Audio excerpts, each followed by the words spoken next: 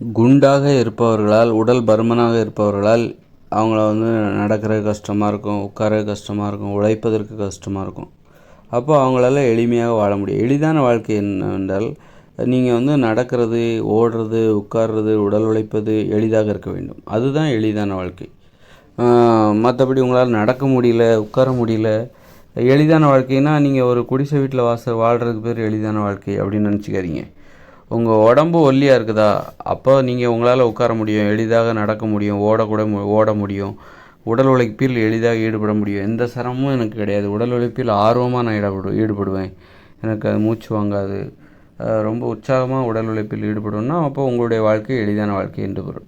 உங்கள் உடம்பு எளிதாக இயங்குகிறதா? ஏன்னா வாழ்க்கை என்பது என்னென்னா, உங்கள் உடம்பு தான் உங்கள் வாழ்க்கை. உங்கள் வாழ்க்கை என்பது உங்கள் உடம்புக்கு தான் வாழ்க்கை. உங்கள் உடம்பிலிருந்து தான் உங்கள் வாழ்க்கை ஆரம்பிக்கிறது. உங்கள் உடலில் தான் உங்கள் வாழ்க்கை நிகழ்கிறது. அப்படி இருக்கும்போது உங்கள் உடம்பு குண்டாக இருக்குது, உங்களால் நடக்க முடியல, ஓட முடியல அப்படின்னா உங்களால் எளிதாக வாழ முடியவில்லை என்று பொருள். உட்கார முடியலை, உட்கார்ந்தா எந்திரிக்க முடியல அப்படின்னா உங்களால் எளிதாக வாழ முடியவில்லை என்று பொருள். ஆதலால் குண்டாக இருப்பவர்களால் எளிதாக வாழ முடியாது. அவர்கள் எளியவர்கள் அல்ல, எளிமையானவர்கள் அல்ல.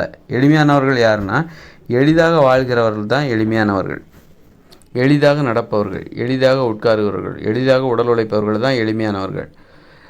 என்னால் உட்கார முடியாது, நடக்க முடியாது, ஓட முடியாது, உடல் உழைப்பில் ஈடுபட முடியாது, ஆனால் நான் குடிசையில் இருக்கிறேன் அப்படின்னா நீ எளிமையானவன் கிடையாது. நீ கடினமானவர், வாழ்வதற்கே போராடுகிறவர், சிரமப்படுகிறவர். அதனால் நீங்கள் எளிமையானவர் இல்லை அப்படின்னு நம்ம முடிவு கட்டிடலாம். எளிமையானவர் என்றால் அவர் ஒல்லியாக இருக்க வேண்டும், எளிதாக நடக்க வேண்டும், எளிதாக ஓட வேண்டும், எளிதாக உடல் உழைப்பில் ஈடுபட வேண்டும். அவர்தான் எளிமையானவர். அவர்தான் எளிதாக வாழக்கூடியவர், எளிமையானவர் என்று பொருள். அதுபோன்று நோயாளிகளும் எளிமையானவர்கள் கிடையாது. நோயாளிகளாலும் எளிதாக வாழ முடியாது, சிரமப்பட்டு தான் வாழ்வாங்க. ரொம்ப கடினப்பட்டு போராடி தான் வாழ்வாங்க. அதனால் ஆரோக்கியமாக இருக்கணும், உடம்பு ஒல்லியாக இருக்கணும். அவங்க தான் எளிமையானவர்கள், எளிதாக வாழக்கூடியவர்கள். எளிதாக வாழ்வதற்கு உங்களுக்கு உடம்பில் ஆரோக்கியம் இருக்கணும், உடலில் பருமன் இருக்கக்கூடாது. நோய்வாய்ப்பட்டவர்கள், உடல் பருமனாக உள்ளவர்கள், இவர்களால் எளிதாக வாழ முடியாது. அப்போ உடல் பருமனுங்கிறதே ஒரு நோய் தான். உடல் பருமனுங்கிறது ஒரு நோய் தான். அப்படிங்கிறதுனால நோயாளிகள் என்றே நம்ம சொல்லிடலாம். நோயாளிகளால் எளிதாக வாழ முடியாது, எளிமையாக வாழ முடியாது. அவருடைய வாழ்க்கை கடினமானது, அவருடைய வாழ்க்கை சிரமமானது. நோயாளிகளுடைய வாழ்க்கை, உடல் பருமனாக உள்ளவருடைய வாழ்க்கை சிரமமானது, போராட்டம் மிகுந்தது, கடினமானது. அவர்கள் எளிமையானவர்கள் அல்ல, அவர்கள் எளிதாக வாழக்கூடியவர்கள் அல்ல.